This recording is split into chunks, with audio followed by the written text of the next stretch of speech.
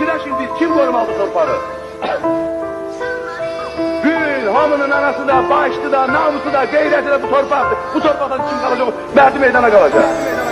Məkanın cennet, cennet olsun oğul.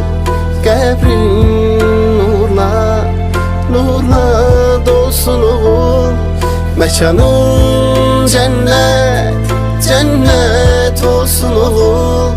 Qəbrin nurla, nurla dolsun oğul.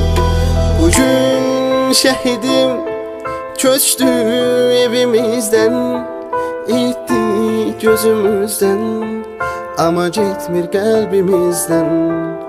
Bugün yine vətən ağlayır. Sen uyu şehidim, sen uyu.